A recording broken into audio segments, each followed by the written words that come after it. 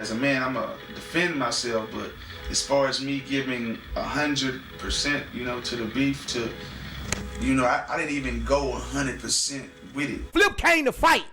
Flip showed up, looked at that man face to face, bro. He came to fight, bro. Like this T.I. cat, he don't like it. I seen them at some shows, he been not liking it. A lot of people have had objections to this whole King of the South thing. But one artist in particular, Lil Flip, he took issue with that. All I remember is I hear him on the radio talking about he coming to Cloverland, woo, woo, woo. Has anybody seen Lil Flip lately?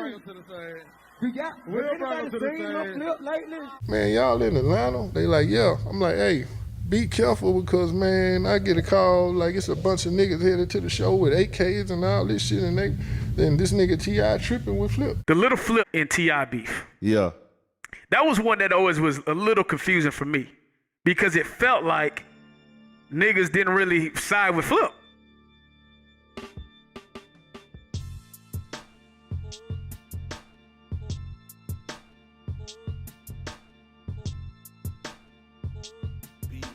Back in 2003, Clifford Harris, aka T.I., started to call himself the King of the South. Lil Flip rejected that claim. In 2004, T.I. was in jail for violating the terms of his probation that stemmed from a 1998 conviction for violating a state-controlled substance act and for giving false information. A beef began to brew over the next couple of months as the two rappers traded shots at one another on their respective songs and mixtapes. T.I. would even take to the stage for Atlanta's Hot 107.9 Hotspot Bash to diss Flip. A-Town, make some noise.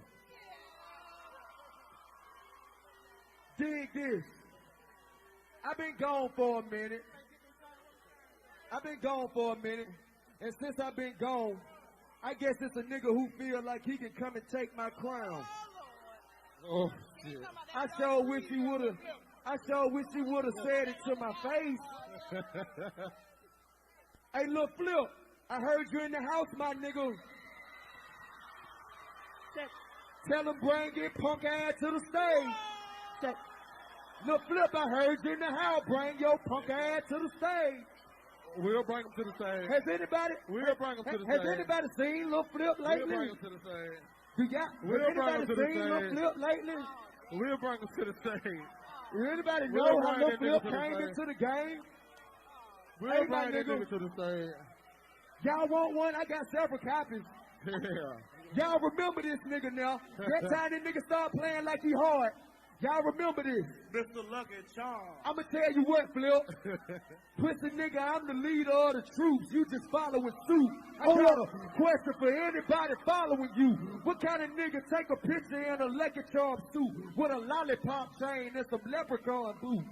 These are the detailed events of what took place before, during, and after the war between T.I.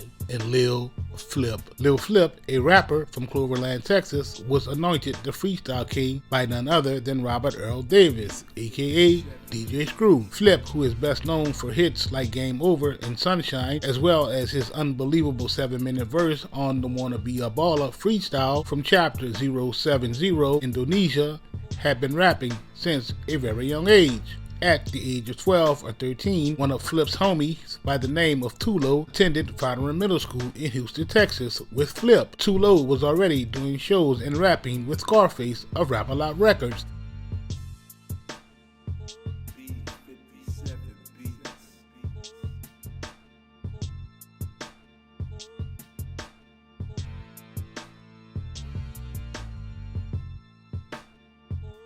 For Flip, this was a dope experience. Seeing Tulo at events, getting out of the clubs at 3 a.m. and having to go to school the next day was unbelievable. To Flip, it was this grind that made Flip realize that he could do the same if he took rapping serious enough to make real money from it. It wouldn't be long before Flip would find himself doing rap battles, self-recordings, and entering talent shows. Flip's movement would ultimately catch the attention of Hump, CEO of Sucker Free Records, which led to Lil Flip signing to Sucker Free, later dropping the Leprechaun album, Let's Move On. Clifford Joseph Harris Jr., born September the 25th of 1980, better known by his stage names T.I. and Tip, was said to have been born in Atlanta, Georgia. As far as rap is concerned, T.I. first became acquainted with local music executive Kawan K.V. Parther, joining KP's company Ghetto Vision Entertainment by the late 90s. T.I. would eventually sign his first major label record deal in 1999 with parent company LaFace Records, an imprint of Arista Records. To his surprise, T.I.'s debut studio album, I'm Serious, released in 2001, was met with lukewarm commercial success. Since his burst onto the national rap scene in the early 2000s with his album Trap Music, T.I. had been a pioneer, helping to popularize trap music. The popular style of music, typified by heavy use of percussion, synthesizers, and darker tones, containing lyrics about drug use, drug dealing, and partying, as well as poverty and the harsh realities of living in these violent environments. T.I. had begun to promote himself as the king of the South as early as 1999. The self-proclaimed king would, however, be dropped by Arista Records shortly after the release of his album on the label. It wouldn't be long before T.I. would re-emerge on Bone Crusher's Never Scared, and if you didn't know his name before, you at least knew that he went off on the song. Let's get back to the beef.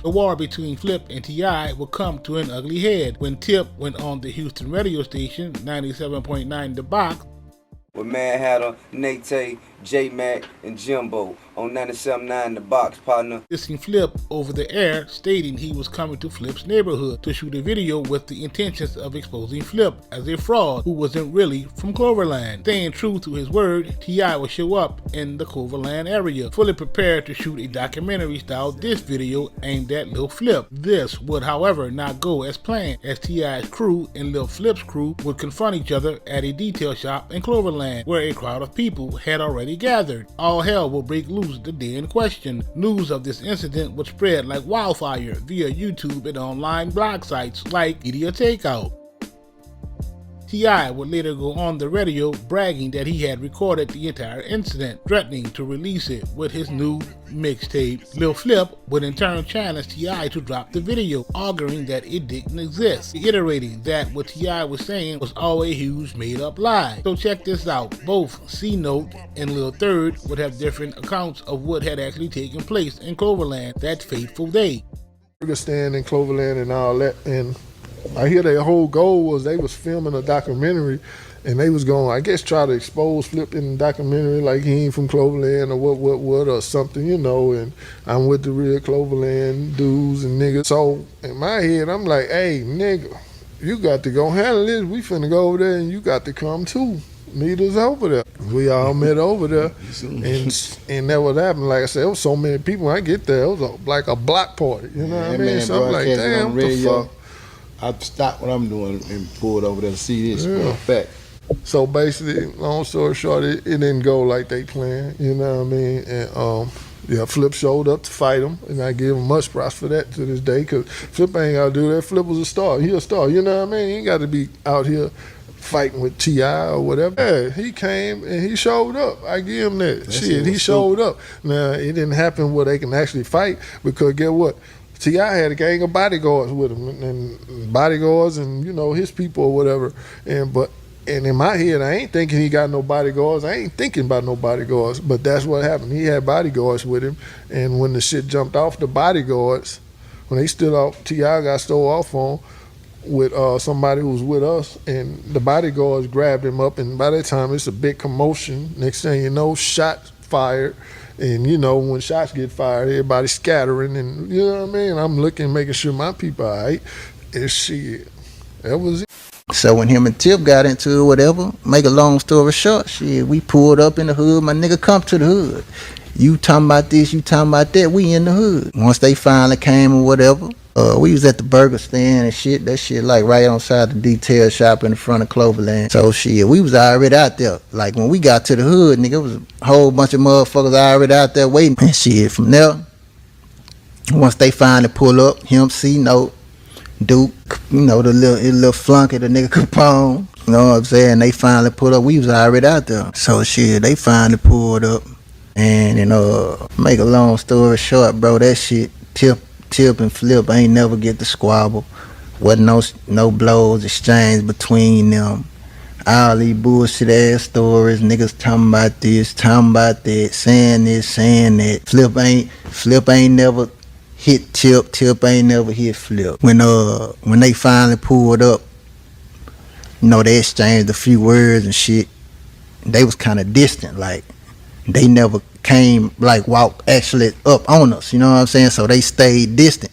But like I say, it's crowds of people everywhere. Now the nigga Capone, nobody never really knew Capone. That nigga ain't even from Texas. That nigga way from Jersey, some motherfucking way, I think. New Jersey with clover tattoos on him. This shit done got out of hand. How the fuck you way from Jersey? This nigga got clover tattoos all over his body. Bitch ass nigga, you ain't even from Texas. But anyway, this nigga kind of like some kind of way sneak through the crowd, right? Tip and Flip, they exchanging words, talking shit. Ooh, I think I was saying some shit to C-Note. Like him and Tip, they saying shit. I'm like, fuck all this. So I went toward the nigga Flip. I took off toward Flip. Know what I'm saying? Nah, the nigga Capone snuck through the crowd. So it's like, before I actually took off toward Flip, I Tip on side of me now. So the nigga Capone try to beat for Tip from behind. So he was trying to reach over them to hit Tip. So when he swung, he couldn't really get no good lick. You feel what I'm saying? But you know what I'm saying? They turn around and punish him, broke the nigga arm and all. That's how he had the cast on. They slammed the nigga up and down on the car, fucking him up. He talking about he hit Tip and that's how he, bro, you couldn't even land no punch, no solid punch. You know what I'm saying? So in the midst of that, I done took off toward Flip.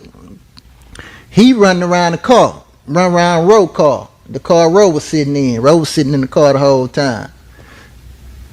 Now when Flip run around the car, this whole ass nigga from the hood get to popping in the air. Well, he ain't from Cloverland. You know what I'm saying? He from the hood over. You know what I'm saying? This bitch ass nigga get to popping in the air.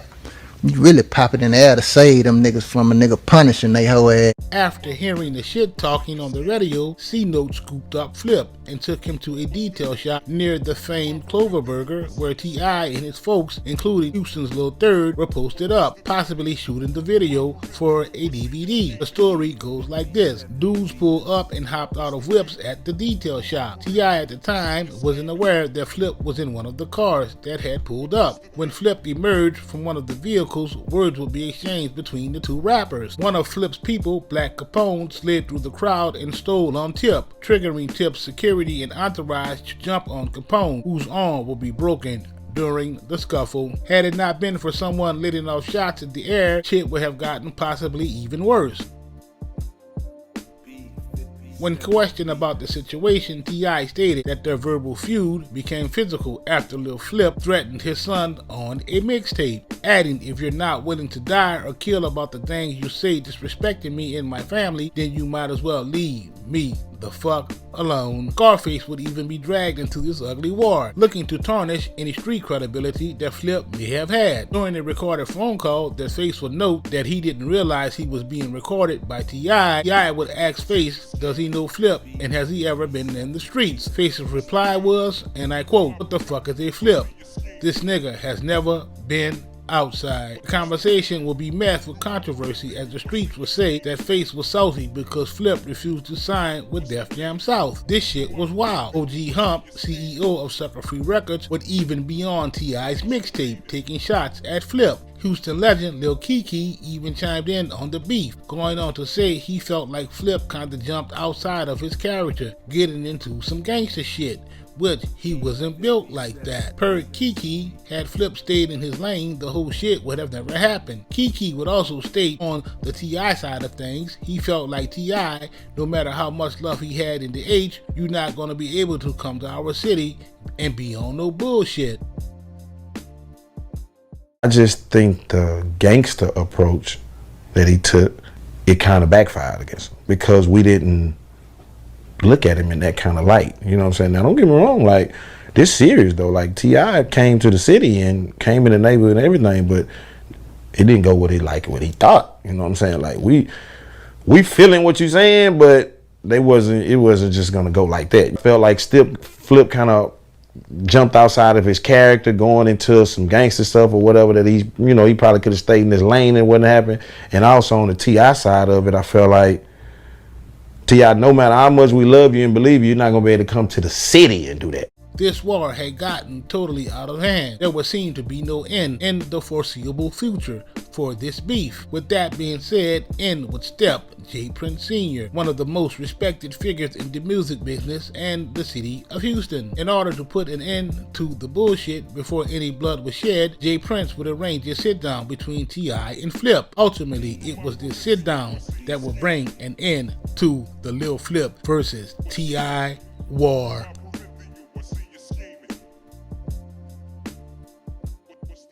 You and T.I. actually sat down and actually had a conversation about the whole thing? Yeah, we sat down. We had a conversation. Yep. Okay, and this was face to face over the phone? Nah, it was a meeting, face to face. You know, me, him, and J. Prince.